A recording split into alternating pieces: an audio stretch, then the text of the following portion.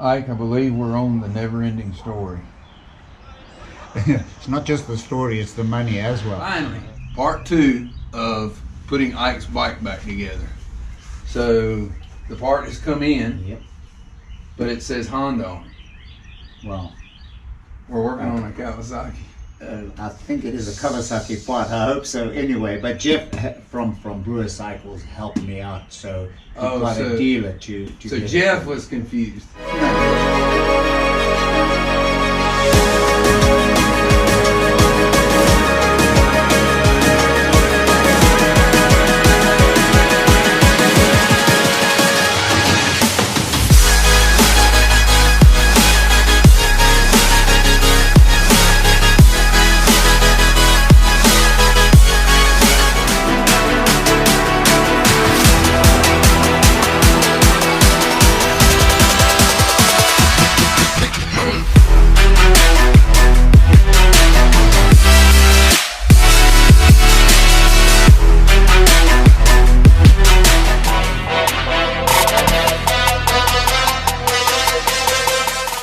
Drop it.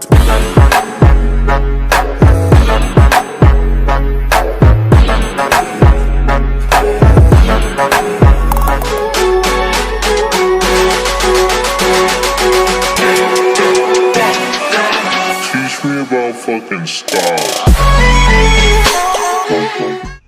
No, so apparently Jeff really helped you out a lot. They didn't have it. They had to order it, and it was going to be on back order. So Jeff actually called around and found a dealer that had the part, and hooked Ike up where they actually had one in stock, and then shipped it to you. However, they sent it in a Honda box. So we're hoping it's a Kawasaki part in a Honda box. Oh yeah, Right. no, I'm pretty sure. We'll find out today. In order to give you a close-up of what we discovered had happened and what the new part looks like and what it should look like versus what we dug out of Ike's bike, this is the one-way clutch. It's what they're calling it. And this is the part when it is all together and in the bike as it should be. And then this is the parts that came out that came apart.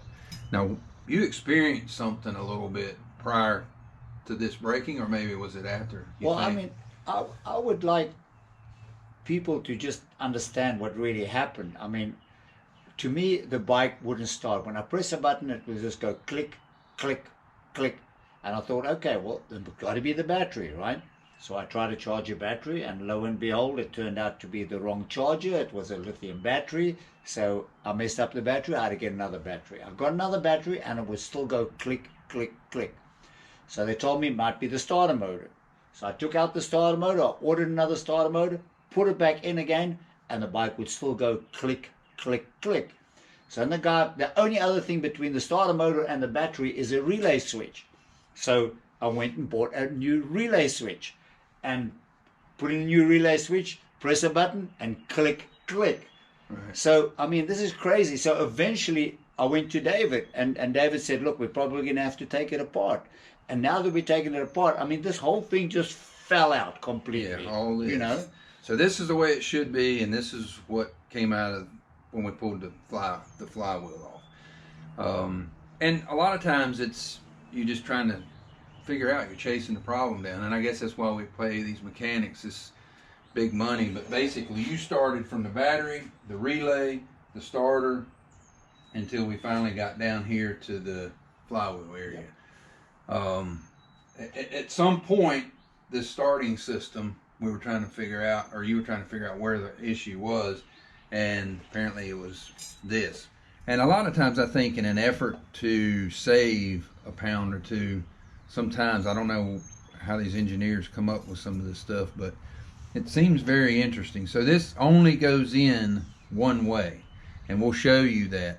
It's a one-way clutch, and these cams and all are inside here, and then this spring holds them together, along with, there's a little zigzag band that goes back and forth.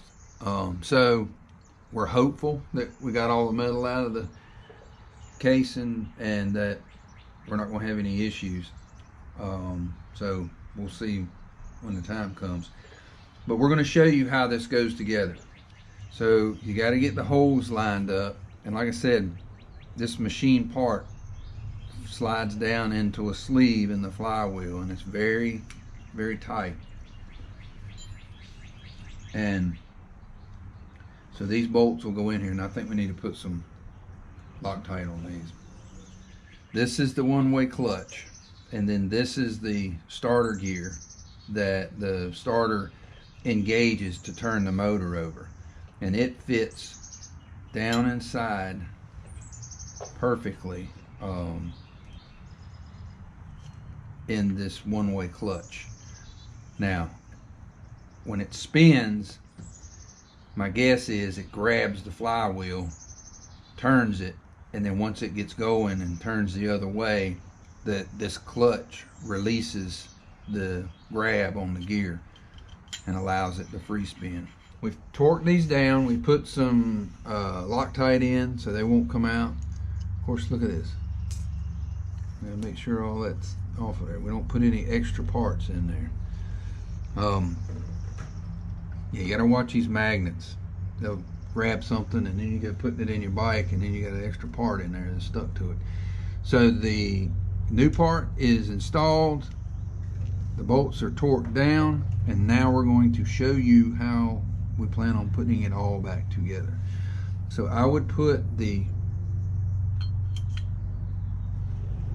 gear in, so you don't want to forget this little keyway. It's a little tricky.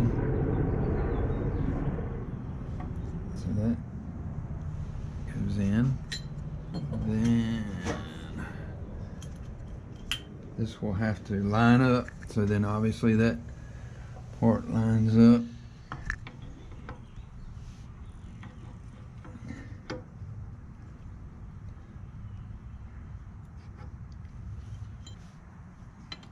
I feel like in the middle. There. All right, it's locked in. Then the next part is this, kind of a little bit of a puzzle, but this shaft needs to go into the case to hold it.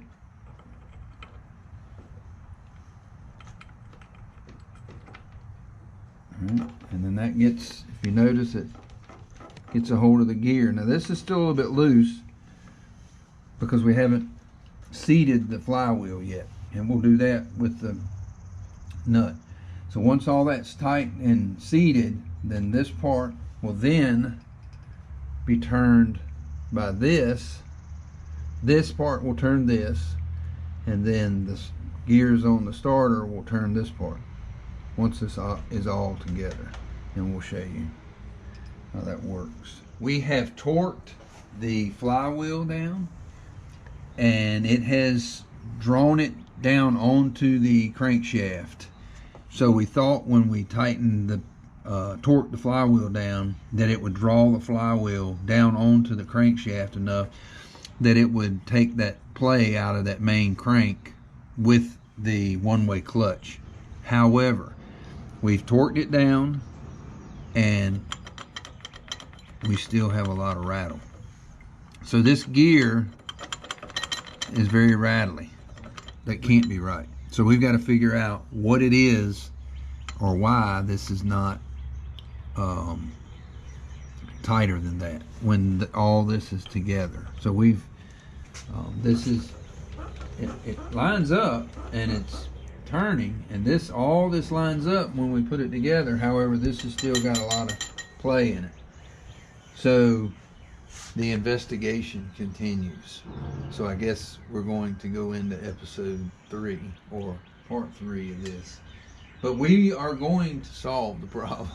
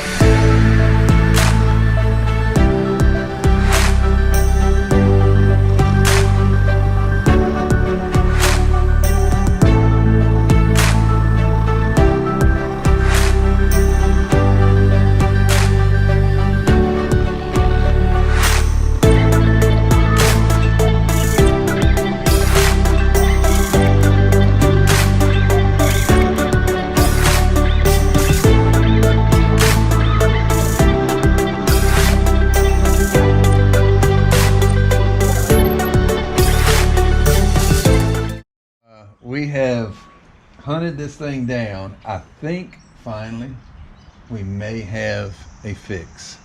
So we have, you pull the starter. Well, started off, you pull the battery, you pull the starter, you pull the solenoid relay switch, and then we opened the flywheel side up, pulled the flywheel, and the one-way clutch fell out. We thought we had it fixed, and then found out we're missing this for some reason. And this So we is ordered the bearing. that bearing, and it took us a week to get it in. Right, so this is a new bearing that goes between the crankshaft and the starter gear, and then there's a one-way clutch in between the starter gear and the flywheel that only allows that starter gear to go in one direction. So we realized for some reason your starter gear would go in either direction, even after a brand new one-way clutch. Yeah. So we had to get another gear. So apparently it must have galled this enough to where it would just spin either direction with a new one-way clutch. But you couldn't see it by eye. Right, yeah. You know, that's why we did. So all that's been replaced. Now, instead of pulling the motor and splitting the cases to make sure that we've gotten all the metal out, we've elected to pull the clutch basket off and just check the bottom of the case while the motor's in the frame. So that's what we're going to do today. We're going to check, because we can't find nothing about any this. trace of no this. trace of any of it. And these needle bearings are hard, so they wouldn't get chewed up. I wouldn't imagine. So we're going to see if we can find remains of this old one, at least on the other side, on the clutch side. So that's what we're going to start doing, and then we're going to put it all back together. Fingers crossed, it cranks.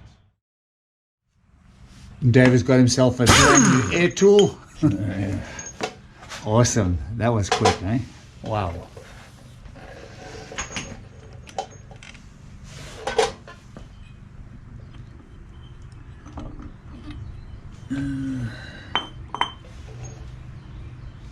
Good, perfect. All right, we got the flashlight.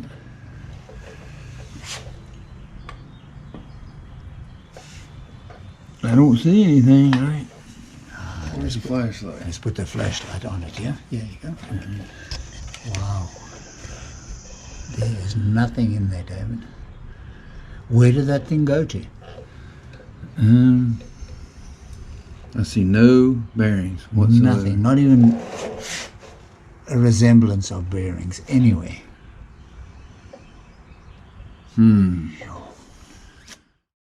Ike, I believe you're crying crocodile tears now. I'm more than frustrated, David. Yeah. This is, it's become, I mean, I can't get all the metal out from underneath there. It's just, it's an impossibility. And every time I put the thing in, I pull it out and there's more metal in there, you know. And So there's still nothing about the bearing. I mean, I still haven't found anything about that bearing, but it's still got the metal from the clutch. Right, a little small chewed up stuff. So there is a void, there's a section where the crank spins that's in the middle of the motor. And so there's a section over on this side where the clutch operates, and there's a section over where the flywheel, And I and put then oil there's in here and oil in there and shook it around and get it and drop it, but it's still metal in there. right. We thought we could put some oil in it and maybe drain some of the pieces out, and we're finding pieces in there, but it's going to take, we still have not found any evidence of that bearing. Nothing for that bearing. All the stuff we've been found we can put together, it definitely belongs to the one-way clutch, not to that bearing. Right. So the next episode will be pulling this motor and splitting it in half. David, this is a massive job, but you know, I mean, what are we going to do? Yeah, we got to do it. It's just